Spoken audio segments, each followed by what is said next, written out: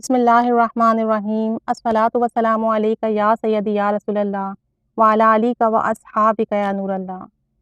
مولانا فضل الحسن حسد موہانی کی بیگم صاحبہ نشاط النساء ایک آسودہ حال گھرانے کی بیٹی تھیں۔ حالات بہت اچھے تھے، مالی حالات بھی اچھے تھے، گھر میں ہر طریقے کا سکون اور اطمینان تھا، لیکن اپنے شوہر کے ساتھ زندگی خاصی پریشانی میں گزاری۔ تنگی بھی تھی، پریشانی بھی تھی، مسئلے مسائل بھی تھے۔ مولانا قید ہو جاتے تو گھر کی ساری ذمہ داری خود سنبھالتی، اور جیل سے جب باہر ہوتے تو بھی پریس اور پرچے کے کاموں میں ان کا ہاتھ بٹاتی۔ ان کی زندگی میں ان کے تمام کاموں میں قدم با قدم ان کے ساتھ چلتی رہیں۔ 1983 میں بیگم صاحبہ بیمار ہو گئیں۔ ان کی بیک بون میں کچھ مسئلہ پیدا ہو گیا، کوئی تکلیف پیدا ہو گئی، اور پسلیوں کے نیچے کافی شدید درد رہتا، اور مسلسل لیٹے رہنے کی وجہ سے کمر میں زخم ہو گئے۔ تکلیف اتنی زیادہ تھی کمر میں، بیک بون میں، کہ چل پھر نہیں سکتی تھیں، بیٹھ نہیں سکتی تھیں، مستقل بستر پر آ گئیں، اور مستقل لیٹے رہنے کی وجہ سے ان کی کمر میں زخم ہو گئے تھے۔ اور یہ سب تکلیفیں ایسی تھیں کہ انہیں کسی بھی وقت چین نہ تھا، کسی بھی پل آرام اور سکون نہ تھا، لیکن صبر کا حال یہ تھا کہ زبان پر کبھی بھی حرف شکایت نہ لاتی، نہ اللہ تعالیٰ سے کوئی شکوہ کرتی، ہر حال میں اللہ تعالیٰ کا شکر ادا کرتی۔ کوئی حال دریافت کرتا، خیریت پوچھتا تو فرماتی کہ جو اللہ کی مرضی اور جو اس کی مصلحت۔ میں کبھی مرض شدت اختیار کرتا تو کہتی،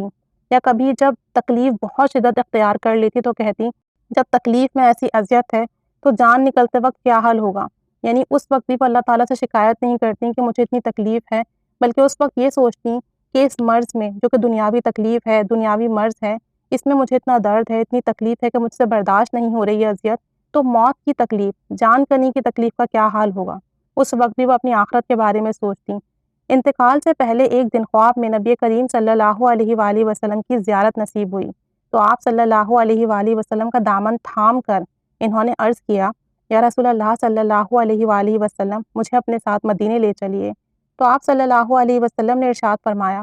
ہاں تمہیں ہم جلد ہی بلا لیں گے، اور اس بات کا بھی ہم ذمہ لیتے ہیں کہ نزا کے وقت، موت کے وقت کی کچھ تکلیف نہ ہوگی آپ کو۔ یہ خواب دیکھ کر جب بیدار ہوئیں تو پسلیوں میں درد نہ تھا، نہ زخموں میں ٹیس اٹھ رہی تھی، مرتے وقت بہت پرسکون تھیں، اور نہایت سکون کے ساتھ اس دنیا سے تشریف لے گئیں۔ نبی کریم صلی اللہ علیہ وسلم سے جو محبت کرتے ہیں، اللہ تعالیٰ کی رضا میں جو راضی رہتے ہیں، اور اپنی زندگی میں اللہ تعالیٰ سے شکوہ نہیں کرتے، شکر کرتے ہیں، اللہ اور اس کے رسول کی جو بھی حکم ہے ان کی